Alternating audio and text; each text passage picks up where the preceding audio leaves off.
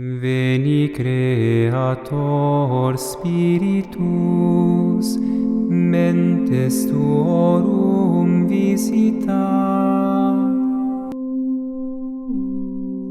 Bom dia, transformadores!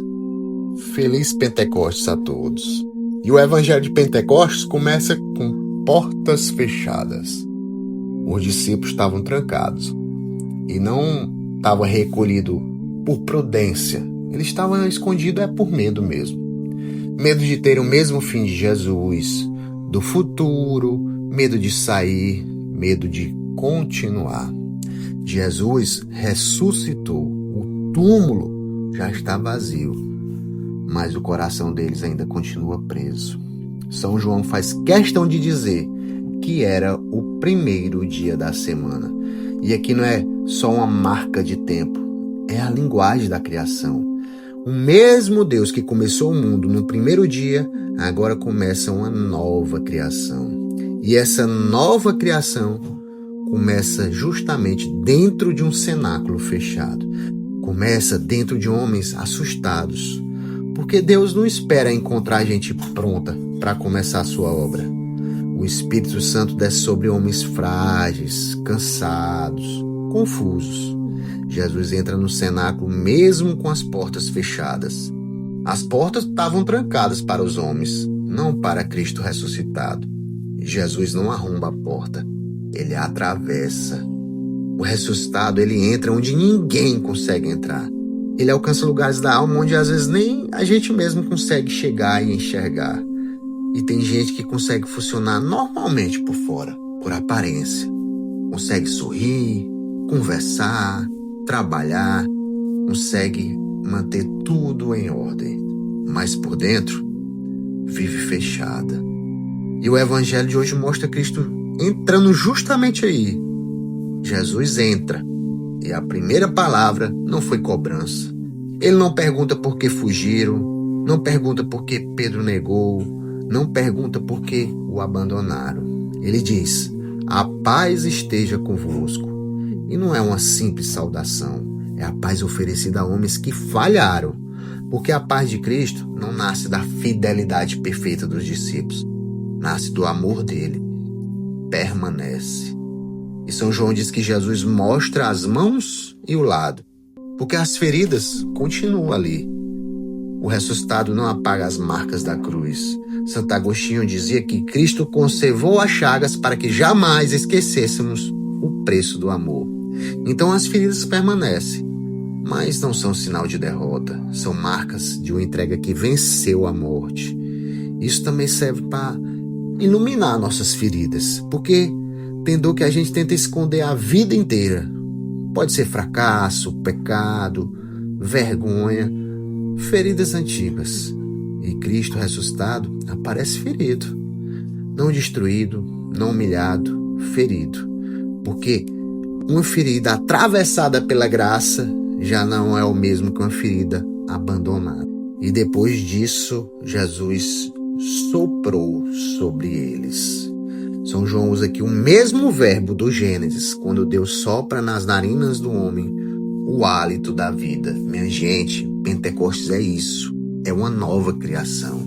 O homem fechado pelo medo começa a renascer pelo Espírito. E tem ainda outra imagem aqui, o Vale dos Ossos Secos, lá do profeta Ezequiel. É o Espírito que devolve vida ao que parecia perdido. Os discípulos estavam vivos por fora, mas por dentro estavam paralisados.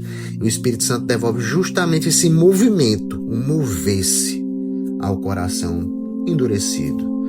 Por isso, Pentecostes não é somente uma emoção religiosa. E o grande sinal do Espírito não é só o barulho do vento, é um homem mudar por dentro. Pedro antes tremia, agora anuncia Cristo diante das multidões. Os discípulos que estavam escondidos agora saem do cenáculo. Então quem vivia fechado em si começa a se abrir para a missão. Na primeira leitura, cada povo escuta os apóstolos na própria língua. Babel tinha dividido os homens pela soberba E Pentecostes começa a reuni-los novamente. Porque o pecado separa, o Espírito une. São Paulo vai nos dizer lá na segunda leitura, há diversidade de dons, mas o Espírito é o mesmo. Isso é fundamental para a gente entender a vida da igreja. Porque o Espírito Santo ele não fabrica pessoas iguais, ele cria unidade, mas sem apagar as diferenças. Porque nem todos terão a mesma missão, nem todos terão os mesmos dons, mas todos são chamados a formar um só corpo, e um corpo vivo. E quando a pessoa se fecha à ação do Espírito, ela começa a viver somente para si. E quando o Espírito encontra espaço, a pessoa começa a se tornar serviço. E o Evangelho termina falando justamente do perdão dos pecados. Aqueles a quem perdoardes os pecados, eles lhes serão perdoados. O primeiro grande dom que Cristo entrega à igreja não é prestígio, é misericórdia. Cristo entrega à igreja a missão de reconciliar homens feridos com Deus, porque o pecado fecha o homem dentro de si e o Espírito volta a abrir a vida. O pecado isola, o Espírito reconstrói a comunhão. O pecado produz medo, o Espírito devolve liberdade interior. E uma das grandes ilusões do nosso tempo é querer uma espiritualidade sem conversão. Isso não existe. É querer um consolo sem um arrependimento. É querer paz sem mudança de vida. Quer Pentecostes sem cruz. Mas o Espírito Santo não vem apenas aliviar a emoção. Ele vem reconstruir um homem inteiro. Por isso Jesus sopra sobre homens reais, homens frágeis, contraditórios, inseguros. A igreja nasce assim, ali, não da força dos homens, mas da força de Deus agindo em homens fracos. Isso continua sustentando a igreja até hoje, porque ela continua atravessando séculos e carregando pecadores dentro dela.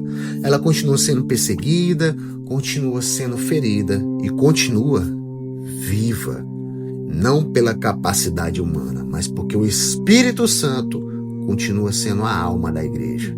Santo Irineu dizia, onde está a igreja, aí está o Espírito de Deus. E onde o Espírito permanece, minha gente, Cristo continua agindo.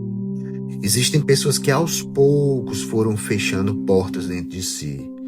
Seja uma fé cansada, uma oração fria, pecados repetidos, muitas feridas escondidas.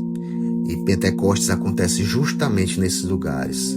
O Espírito Santo entra para devolver vida ao que foi ficando apagado por dentro.